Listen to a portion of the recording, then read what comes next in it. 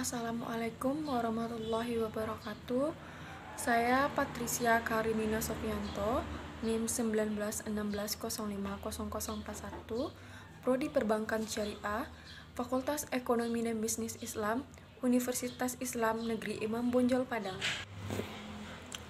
Baiklah, di sini saya akan menjelaskan tentang produk perbankan syariah.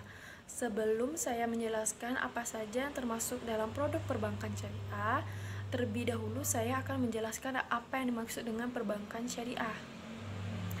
Perbankan syariah adalah segala sesuatu yang menyangkut tentang bank syariah dan unit usaha syariah, mencakup kelembagaan, kegiatan usaha, serta cara dan proses dalam melaksanakan usahanya. Operasional bank syariah terdiri dari 3 aktivitas utama, yaitu kegiatan penghimpunan dana atau funding, kegiatan penyaluran dana atau lending, dan jasa atau servis. Penghimpunan dana merupakan kegiatan bank dalam mendapatkan dana, baik yang berasal dari pemilik, internal bank, maupun dari masyarakat dalam bentuk mobilisasi dana masyarakat atau dana pihak ketiga. Penyaluran dana merupakan kegiatan bank dalam memanfaatkan dan menyalurkan dana masyarakat yang telah terkumpul ke dalam sektor-sektor yang diperbolehkan menurut syariat Islam. Pada dasarnya, produk funding terdiri dari 3 macam, yaitu tabungan, giro, serta deposito. Namun, berbeda dengan bank umum atau konvensional.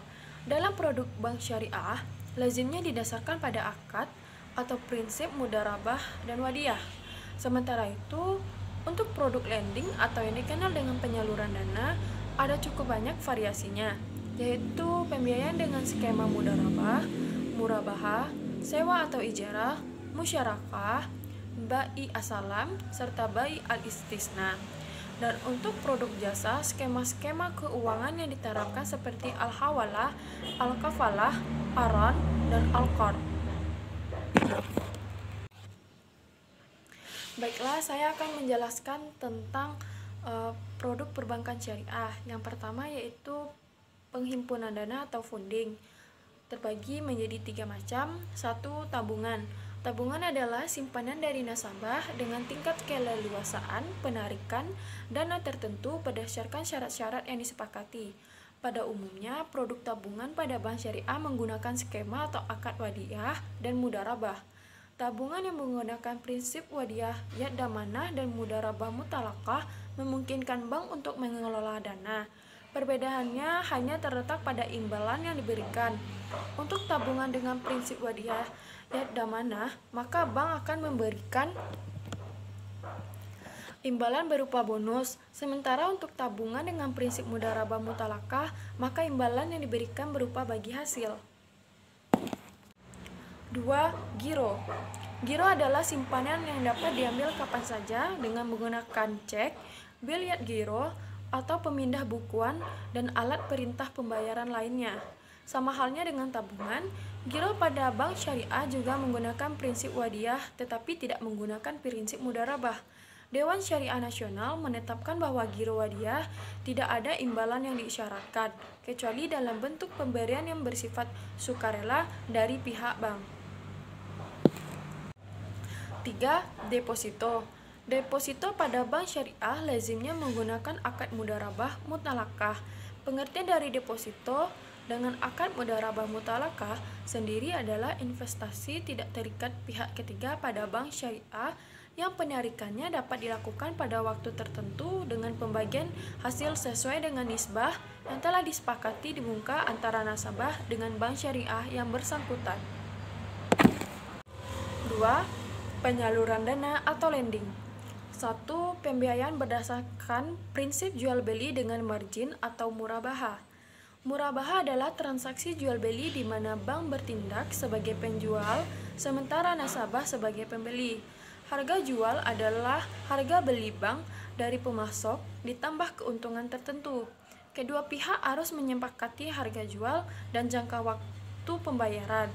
Harga jual dicantumkan dalam akad jual beli dan jika telah disepakati tidak dapat berubah selama berlakunya akad. Dalam perbankan, murabahah lazimnya dilakukan dengan cara pembayaran cicilan. Dalam transaksi ini, barang diserahkan segera setelah akad sedangkan pembayaran dilakukan secara tangguh. Contohnya yaitu pembelian kendaraan motor. 2. Pembiayaan dengan prinsip jual beli dengan pembayaran dilakukan di muka atau salam.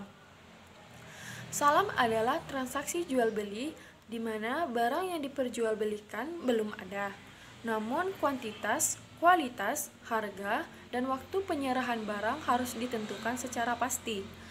Bank membayar secara tunai kepada supplier dan barang diserahkan secara tangguh. Ketika barang telah diserahkan kepada bank, maka bank akan menjualnya kepada rekanan nasabah atau kepada nasabah itu sendiri secara tunai atau cicilan. 3. Pembiayaan berdasarkan prinsip jual beli dengan pesanan atau istisna. Produk istisna menyerupai produk salam, namun dalam istisna pembayarannya dapat dilakukan oleh bank dalam beberapa kali atau termin pembayaran. Skema istisna dalam bank syariah umumnya diaplikasikan pada pembiayaan manufaktur dan konstruksi. 4. Pembiayaan berdasarkan prinsip sewa atau ijarah. Transaksi ijarah adalah transaksi di mana bank menyewakan suatu objek sewa kepada nasabah, dan atas manfaat yang diterima oleh nasabah atas penggunaan objek sewa yang disewakan tersebut, bank memperoleh ongkos sewa.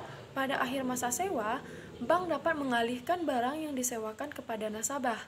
Karena itu, dalam perbankan syariah dikenal ijarah mutahya bitamlik, sewa yang diikuti dengan berpindahnya kepemilikan. Harga sewa dan harga jual disepakati pada awal perjanjian. 5. Kemitraan atau musyarakah. Bentuk umum dari usaha bagi hasil adalah kemitraan atau musyarakah. Transaksi musyarakah adalah semua bentuk usaha yang melibatkan dua pihak atau lebih, di mana mereka secara bersama-sama memadukan seluruh bentuk sumber daya, baik yang berwujud maupun tidak berwujud.